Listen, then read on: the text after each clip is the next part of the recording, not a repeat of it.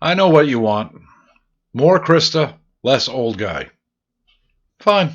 This is the Old Guy Network. Yep. Welcome back to the Trailer Hood. I'm the old guy, the OG. You knew that already, and good for you. Well, it's another nice day in the Trailer Hood. I say that all the time, even if it's raining or snowing, I don't care. It's always a good day here in the Trailer Hood. And as you can see, I don't have any glasses on because, well, I've lost my glasses again. I even went out and bought 3 pair. Then I found a pair that I had. So I had 4 pairs of glasses, lost them all, and now I'm back to these that are hot glued and taped, so just so I can see. So that's my life. But today is, what is today? I don't care. I think it's a Friday. Yeah, today's Friday, and we've got something really special for you today. Finally, I've been talking about this, and I've been saying I'm going to do this, and finally we got to do it. We're starting a brand new segment today called Krista's Corner. Krista is going to show us how to make some Christmas ornaments, and strangely enough, some Halloween ornaments, which, you know, you'd have to keep for a while before you can use them again. But she made them out of wood, acrylic paint, and you know, some other stuff. I'll let her show you all that. But she couldn't be here in the studio. She couldn't be here in the shed because she had a little accident the other day. She's okay. She's fine. I've said that before. But she felt more comfortable just doing it at home. And it's her first video, and I think she did very well. It's just next time, Krista, turn the phone the other way. Okay, that's all I have to say. But I think it's really good, and well, let's get to it right now.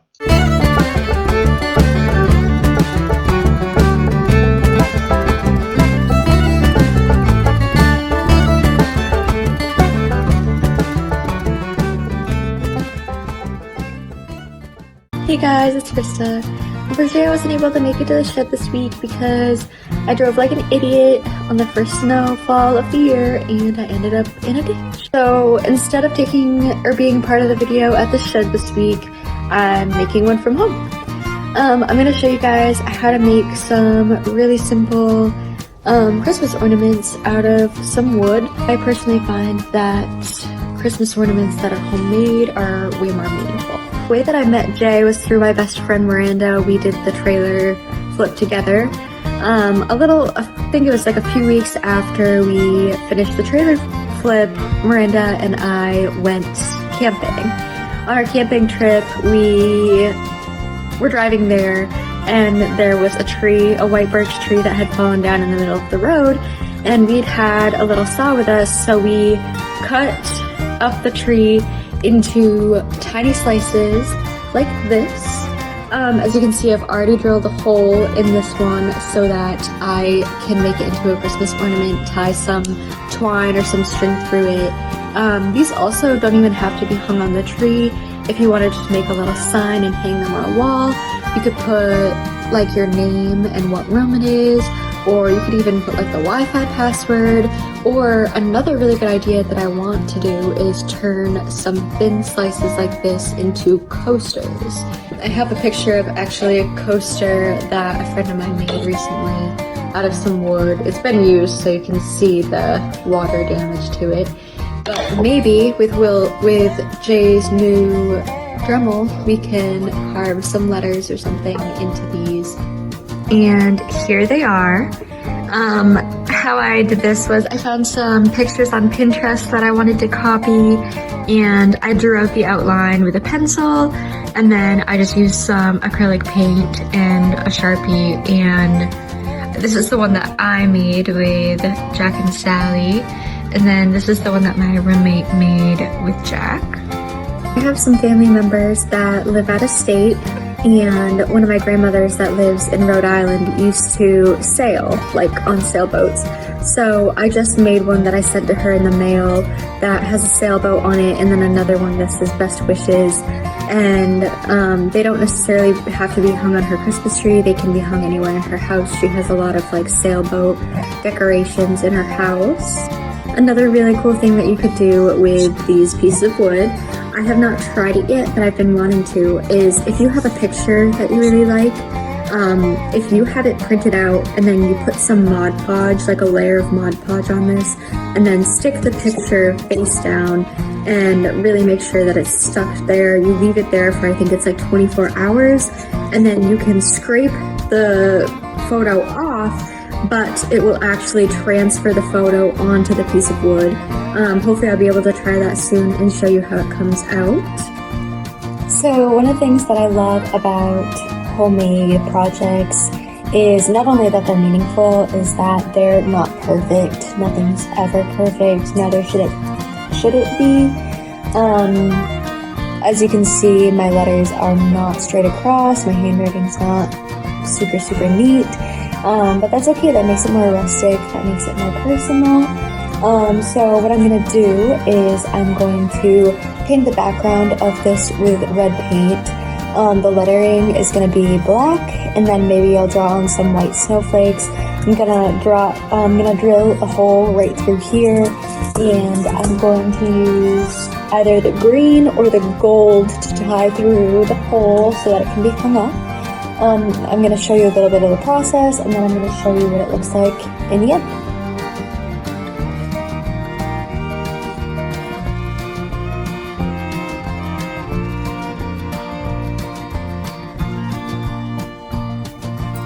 So usually after one layer of paint, it's still thin enough that you can see the pencil marks through it. So once this first layer of paint dries, I'll go back over this with pencil so that it's easier to see, and then I'll do a second layer so that the background is a nice full red, and then I'll still be able to see the pencil through the second layer as well. And then once that second layer of the red is done, I will go and I'll either outline the letters with Sharpie, or maybe I'll use this black paint. Also, as you can see, I'm doing this in the kitchen with the counter. I'm not doing it in the shed or the workshop. So, I put down tinfoil because I'm a mess. My life's a mess. Actually, before I put this tinfoil down, I spilled paint all over the counter. Another thing that could be used is newspaper. If you have newspapers lying around, paper towels.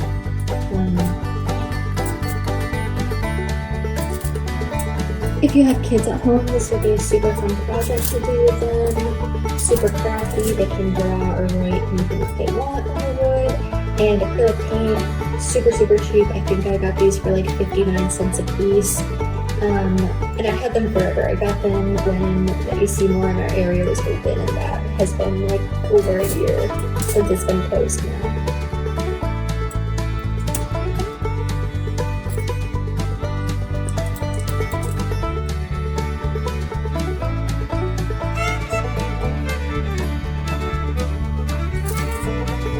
So I found that I actually don't like using Sharpie on wood. It doesn't work as well, and sometimes if you don't wait all the way for the paint to be dry, which I don't because I'm super impatient, it will scratch away the paint. So sometimes if I can't find a thin enough tip on a paintbrush, I'll use the opposite end and I'll use it kind of like a pencil, and it works really well, surprisingly.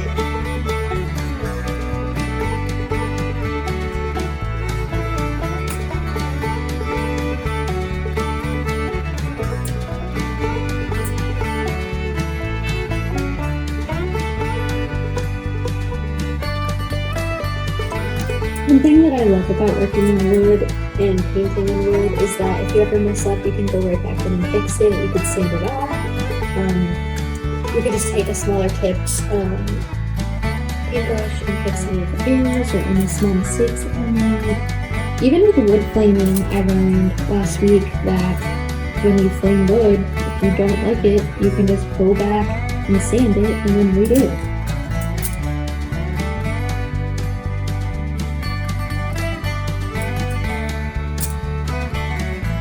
Pajamas. So far this is the red background with the black lettering. I did use the opposite side of my paintbrush. I didn't actually use the tip, I used the end of it to do the letters. It's not perfect, but I think it came out pretty good. I'll probably go back in and fix any small errors that you can see. And then once the background's totally dry, because I was impatient and didn't wait for it to dry, I'll go in and use white paint and do some little snowflakes, and then I'll drill the hole, and I will put the toilet paper.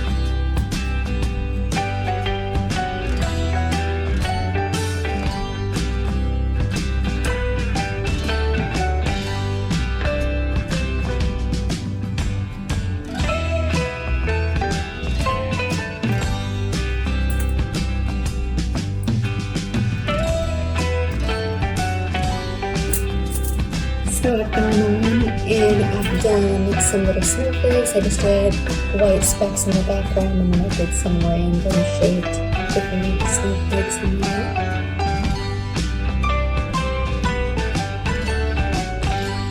I can't wait to hang it up and show you guys.